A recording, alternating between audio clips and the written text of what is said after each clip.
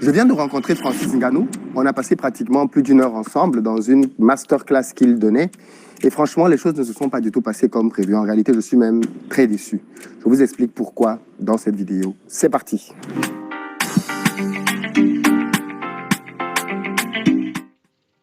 Salut à toi, bienvenue sur ma chaîne. Moi, c'est Philippe Simo. Et ici, je te parle de business, de mindset, parce que c'est avec ça qu'on va développer notre continent. Donc, si tu es nouveau ici, abonne-toi et partage massivement les vidéos. Pour ceux d'entre vous qui êtes en Côte d'Ivoire, qui arrivez prochainement à Abidjan, si vous avez besoin d'un véhicule, contactez-nous au numéro qui s'affiche. Nous avons des véhicules neufs, en très bon état. Avec ou sans chauffeur, nous avons ce qu'il vous faut. Pick-up, SUV, berline, bref, la crème de la crème. Si vous cherchez plutôt un appartement de bon standing pour votre séjour, dans la barre de description, vous avez un lien qui vous permet de réserver notre appartement, qui va vous permettre d'être vraiment littéralement proche de toutes les commodités à Abidjan. Et puis enfin, si vous cherchez plutôt un cadre de travail, un espace de coworking moderne, vous permettant d'avoir du Wi-Fi, du bon café et du bon thé, proche de toutes les commodités, une fois de plus à Abidjan, je vous invite à me rejoindre dans mon espace de coworking qui s'appelle Ubuntu Coworking, qui est au Vallon, en plein cœur d'Abidjan d'ailleurs. Je suis en ce moment même dans l'espace, dans le jardin, qui est un endroit très calme, très reposant, comme vous pouvez vous-même l'entendre. Le numéro s'affiche, vous nous appelez, que ce soit pour une journée, une heure, une semaine, un mois. On a plusieurs forfaits pour des bureaux individuels ou alors pour du travail en espace partagé. Si vous voulez plutôt organiser des réunions, ça aussi on sait faire. S'il s'agit du travail en groupe, on sait faire. Bref, la plupart des événements que vous pouvez organiser, nous pouvons vous permettre de le faire dans notre espace qui est juste magnifique. Aujourd'hui, je vais revenir sur ma rencontre avec Francis Ngannou tout à l'heure. Alors, comme vous le savez certainement, je l'ai croisé déjà à l'aéroport il y a de cela 3 jours quand j'arrivais. On a pris le même vol en réalité. Je n'avais juste pas constaté qu'il était dans l'avion avec moi. Et donc, quand on sort de l'avion, je le croise juste au sorti de l'avion. Malheureusement, il avait un protocole qui l'attendait. Donc, j'ai à peine eu le temps de lui dire bonjour qu'il est parti. Quand je suis sorti, j'ai vu l'accueil phénoménal qu'il attendait et j'ai compris effectivement qu'il était dicté par un programme. Et à partir de là, bien évidemment, l'objectif pour moi, c'était de le rencontrer et de discuter avec lui pour lui proposer 2 choses. La première, c'est le passage dans notre podcast, c'est juste une question de temps pour parler avec lui de gestion des finances. Et puis la deuxième, c'est bien évidemment l'inviter à Back to Africa, l'événement de l'année 2024 au Palais des Congrès à Paris, les 28 et 29 septembre. Oui, vous avez bien entendu, les dates sont désormais connues, 28-29 septembre. Et très prochainement, la billetterie va être ouverte. Donc, à partir de là, j'essaie d'activer mes réseaux à Abidjan pour savoir où est-ce qu'il est. J'appelle Assalfo, puisqu'on a vu qu'il avait fait un plateau télé avec Assalfo, qui me dit justement que ce matin, il y a un événement qui est organisé par les alumni d'HEC Afrique, donc les gens qui ont fait HEC, l'école, et qui ont permis qu'ils puissent venir pour discuter avec eux, mais aussi qui étaient ouverts au public. Et donc, à partir de là, j'essaie de savoir comment faire pour trouver une place pour participer à cet événement. Et ça, c'est un peu compliqué, mais bon, finalement, j'en parle dans une vidéo et bien évidemment, merci à Didia qui me répond en me disant que quelqu'un que je connais, Christian Kamayou, en réalité, va participer à l'événement. Bref, je contacte donc Christian qui, finalement, me permet d'avoir le lien qui donne accès à l'événement à distance ou alors en payant sur place. Et donc, du coup, bien évidemment, je choisis l'option d'aller sur place pour suivre l'événement. Et là, ma première déception, c'est la salle. Je me dis, Francis Ngannou arrive à Abidjan, c'est un mec au parcours incroyable. Il vient parler de mindset, de son parcours, et on sait à quel point le mindset, c'est important pour réussir. La salle va être pleine à craquer. Je m'attends à arriver dans une salle dans laquelle il n'y a même pas de place pour mettre ton pied. Eh bien non. J'arrive, la salle est relativement, allez, on va dire, pas pleine comme il faut. Mais bon, on va dire finalement, ça n'intrigue pas plus Francis que ça. Il va donner, bien évidemment, sa présentation. Et qu'est-ce que c'était puissant. Et là, je me dis, mais comment les gens peuvent rater ce genre de choses?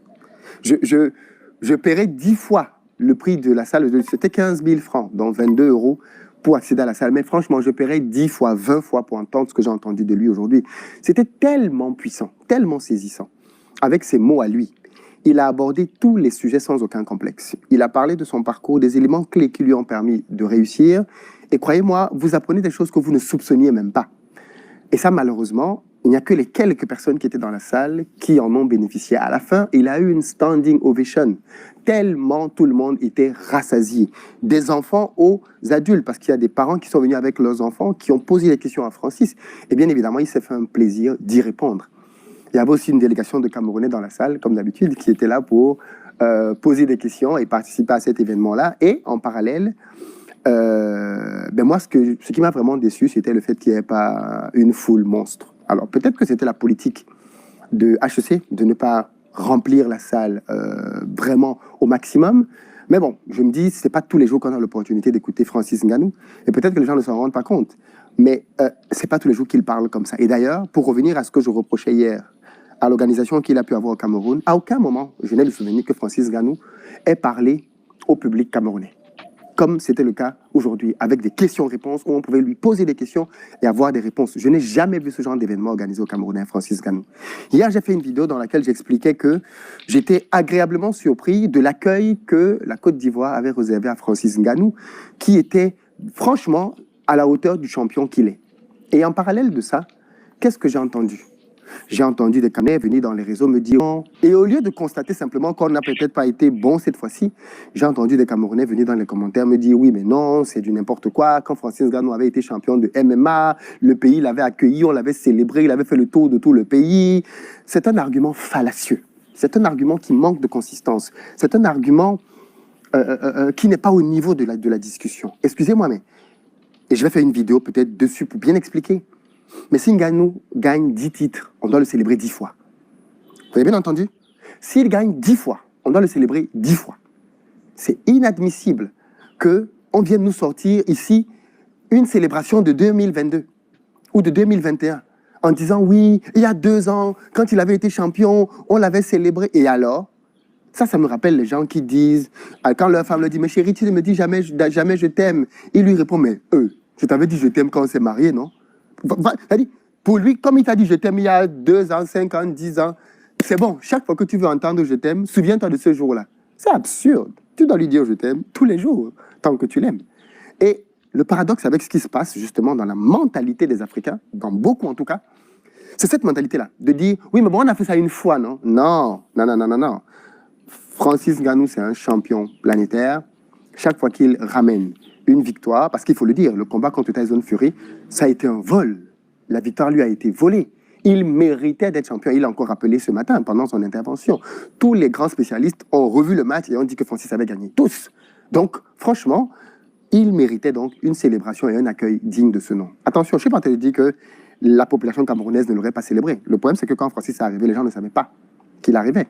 Quand il est arrivé avec un jet privé. Là, il est arrivé avec un vol commercial. Donc, c'est pas tout à fait pareil. Il est arrivé à une heure tardive. Mais excusez-moi, les foules ont attendu les lions indomptables jusqu'à 2h, 3h du matin à l'aéroport, parfois quand ils revenaient de compétitions internationales. Donc, le problème, ce n'est pas l'heure. Les gens sont prêts à se mobiliser jusqu'à 5h du matin pour venir célébrer le champion. Le problème, c'est l'organisation. L'organisation. Mais comme beaucoup de choses, malheureusement, sont mal organisées au Cameroun et que finalement, c'est accoutumé à ça, on trouve de justifier l'injustifiable. L'accueil de Francis Ngannou, après sa victoire volée contre Tyson Fury, est juste une honte. C'est une honte. J'ai vu des gens essayer de justifier le fait qu'on lui faisait un ventilateur manuel dans une salle qui manifestement n'était pas climatisée, en disant mais non, le problème c'était pas la climatisation, le problème c'était qu'on était en train de l'honorer comme on peut le faire avec un roi, c'est pour ça qu'on est en train de le ventiler. Vous là, je ne sais pas les enfants de qui vous êtes, mais vous êtes prêts à changer un 6 en 9. C'est-à-dire que parce que vous voulez absolument avoir raison, vous trouvez le moyen de nous faire croire que ce qu'on a tous vu, en fait, on a tous mal vu.